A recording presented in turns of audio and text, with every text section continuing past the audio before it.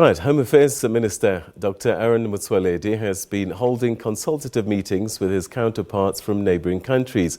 Over the past week, he's met ministers from eSwatini and Lesotho, and now recently he met his Mozambican counterpart. Now, the aim of the meetings was to discuss operations at key ports of entry, which have been identified for the one-stop border post programme. For more on this, I'm now joined from our Cape Town studios by Dr Motsoaledi. Thanks so much indeed for joining us. Welcome to the programme. Thank you, Peter. Thank you to the viewers out there. So it's been a busy few days. Tell us what you found out and what you were engaged in with your ministerial counterparts. Well, I'm on a crusade to visit 6 ports of entry with our neighbors, because the 6 ports of entry that I'm visiting have been selected for upgrading. They are going to be upgraded in terms of infrastructure, management, managerial arrangements, etc., to become what is called a one-stop center, because trade and activity is growing very fast between South Africa and its neighbors. And at the present moment, many of our ports of entry are not in a position to be able to deal with the load of work. That's why they need to be changed. Now, the ports of entry we have chosen are the busiest in terms of business, in terms of human beings who are passing visitations and all that. And so that's why I had to go and meet them, because you can't do a one-stop center alone. Because a one-stop center means people no longer, for instance, cross from the South African side, wait for 6 hours, and then cross the South African side after being processed, and go to the other side and wait for another 6 hours to be processed. One-stop center means the workers from both countries are under one roof. They process you once and you pass. So you can't do it without talking to your neighbors. The second thing is that some of our neighbors want the border post to run for 24 hours. For instance, the Maseru one is 24 hours, but the Oshhoek one between us and Swaziland, where I went last week Monday, and the Lebombo one between us and Mozambique, where I went yesterday, is not running for 24 hours. So it's one of the issues they've asked for. The other issues is, for instance, between us and Lesotho, whether we need to apply similar laws as we apply to other countries of entry and exit, because in Lesotho, we have got people who work in South Africa and attend school in South Africa, but sleep in Maseru. Imagine having to stamp their passport 2 times a day. I mean, it's tedious. You need a special dispensation for that. And we did agree on such dispensation. The other issue is about communities who are similar communities, yes, but the border is cutting the village into 2. But these people are exactly the same people.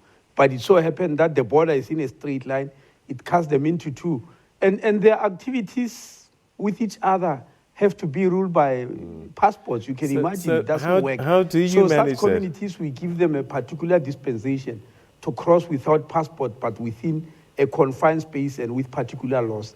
We're also going to discuss that. All right, let's look at Lesotho. It's surrounded by 3 provinces in South Africa, and as you say, very similar on the ground. In terms of security and monitoring the movement of people, how will you be sure that, if people are just walking across the borders and coming back, that you'll be able to manage this flow? Well, Peter, Lesotho is, when you say surrounded by 3 provinces, it looks like you are talking different entities. Lesotho is surrounded by 1 country. It has got a border with only 1 country and no other. Yeah. For people in Lesotho to go elsewhere in the world, they've got to pass through South Africa, because even planes from their airport go to only 1 destination, OR Tambo.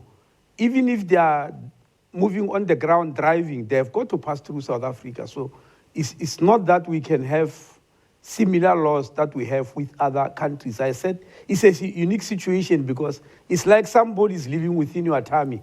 Your relationship with him is not like a relationship with a neighbor. It's a relationship with somebody who's right inside you, and you have got to cooperate with them. So for that reason, we have got to give them special dispensation. We have got to give special agreements. Otherwise, they will be stuck. They won't be able to move if we apply the laws which we apply to any other country. Will that be the same for eSwatini then? eSwatini has got a border with Mozambique. Yeah. We do make certain agreements with eSwatini, more or less, but not like with Lesotho, because eSwatini has got other options with other countries, which other countries, Mozambique, whereas Lesotho doesn't have any of those options. All right, so describe for us a typical one-stop border. Would that mean that you build the infrastructure and that the training will be done by South Africa, done by Lesotho, for example? How will that work? Will we see two sets of officials, two sets of uniforms, but one stamp? Well, Peter, there are several models. One of the models is you put up one building, all the officials from both sides come and work in that building. The way they are different uniforms, they still work for their respective countries. They still have different revenue services and customs services. But the fact is that when they process you, they process you once. South Africa processes you, while the neighboring countries, there is also processing you. When you go out, you have got stamps and processing from both two countries. Simply means you don't queue twice. Not that you are done by one country and pass. It means there's no queuing twice. In fact, in Mozambique at Libombo border post, we've already got that model working. The South African side of the border was renovated for 2010 because we were anticipating a lot of volumes and traffic. It was done in 2010 and it's so upgraded and so good that the Mozambican side have to trek and come into that building, because when it was built in such a way that both countries can be accommodated in one building. But that's only happening for pedestrians. For cars and trucks, it's still not one border post because it's still in the design stage.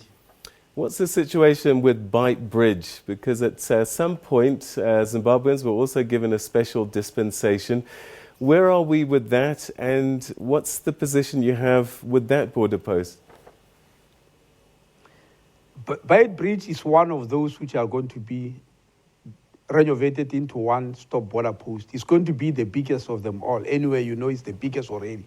But I mean the operation of turning it into a one-stop border post. And this one-stop border post are not only between the countries. It's going to be a PPP. There are lots of private sector who are interested. Some of them, simply for their own business, they know that if there's efficiency at the borders, their business will flourish, because you get report about some trucks which have to wait for 2 weeks for customs clearance at Beitbridge border post. So a company that is involved in freight won't be happy, so they are prepared to come and help to bring efficiency there. So these are very huge operations. Treasury has asked us to choose a transactional advisor. That transactional advisor has already been chosen. Discussions are already going on with the neighboring countries. Our officials have already met about discussions about this. So these are going to be huge operations.